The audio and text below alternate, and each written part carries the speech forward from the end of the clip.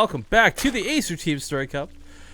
The score between these two teams is currently 1-0 in the favor of IVD Gaming. And speaking of IVD Gaming, spawning in the top left corner of the map, the blue Zerg player, Gamja, aka Potato. In the bottom left, as the teal Zerg, it is Serral from mYinsanity. Of course, you wanted to speak a little bit about Serral before the game started.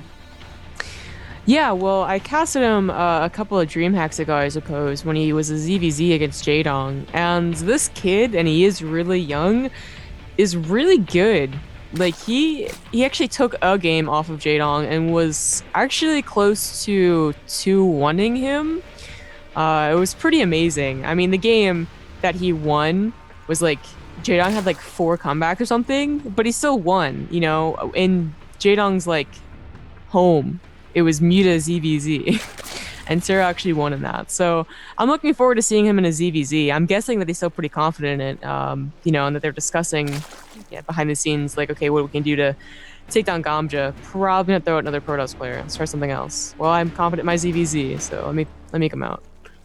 It's kind of interesting too. A lot of the XNs players are kind of like the masters of the mirror matchups too. Because of course you had Elfie and now Serral. And you're right. I remember actually specifically watching a couple games of his. Unfortunately, he's not a player that really appears too much in the weekly cups, so I'm not super well versed with him. But one thing that, of course, we all know ZVZ for is this. As much as there's a lot of different dynamic ways this matchup can be played and very fun strategies that can be implemented, a lot of the times this just boils down to Roach versus Roach. And on a big map like Frost, I wouldn't be shocked if that was going to be the case. But that being said, there's always those times where Mutalists maybe catch your opponent off guard. They're so ready with Roaches, not enough Spore Callers down, all of a sudden you're overwhelmed. This matchup, well, it can be very back and forth, can also become very one-sided very quickly. Yeah. I do like it as a matchup, though. I mean, thinking if you go directly to Roach versus Roach, maybe you're like, oh, it's a boring matchup. But when you think about, like, if one person goes Muta, or if both people go Muta, or just the Ling Bling Wars beforehand, it's very exciting. Now, unfortunately, it is Frost, which means that we probably aren't going to be seeing too much of the Ling Bling Wars. As you can see, Serral is actually going gasless, which is becoming more and more popular on this map. Simply because the wall off at the natural is so easy. It is 3 Evo chambers and, you know, a queen. And the backup Evo chamber, if you're really afraid they have that many banelings, is also fairly easy to make. So, you know, more and more we see people just going gas because gasless. But that kind of the counter to that, and what I'm supposed Gamja is going to be looking out for specifically, is just going for a faster third hatch. If you see they're going gasless, because they can't do anything about it. Gamja actually got gas. Okay, he did actually peek in with that Overlord earlier on, so he's seen that so far. I mean, it's gasless is more of like that ultimate. It's an easy way to defend against banelings, certainly, sure. But if your opponent's got Roaches cranked out way before you, which looks like it's gonna be the case out of Gamja, that's another big threat you have to consider, because queens and zerglings, they can only go so far. If you see this coming, of course, you can just put a bunch of spine callers down and be set. But let's be honest, what Zerg player wants to invest in a bunch of spine callers early on in StarCraft 2? Yeah. That is a good point, and I am a little surprised that I see the Roach Warren down. More often I see players respond if they know it is gasless by getting that fast third hatch, which worked out pretty well. We're going to see how much damage these Roaches can do.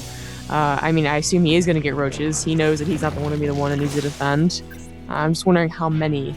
Well, that's a big part of it too, I guess, too. You're playing into the meta of the meta, so to speak, where, yeah, exactly. Like, he's seen gasless, he's been scared himself by that Overlord from Serral, so Gamja may be assuming his opponent thinks he's taking that faster third as a response, but as we see, 7 Roaches on the way, Lings on the way, drones have been cut, and ladies and gentlemen, this is going to be a little bit rough, as Serral's not going to see this coming due to the queens dedicatedly sniping off this Overlord.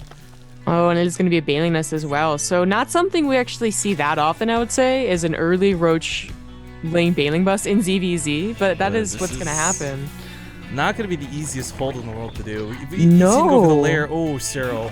He has no idea this is happening. He's not even going to have a wall up in time. His wall is going to be about half health by the time, you know, Lings and Roaches start attacking. Because what does Serral have to attack over his own wall? Queens. That doesn't actually take down Roaches that fast. Spine Car coming down. And this all-in Gambit out of Gamja is probably going to pay off here, guys. Full wall off. I like this.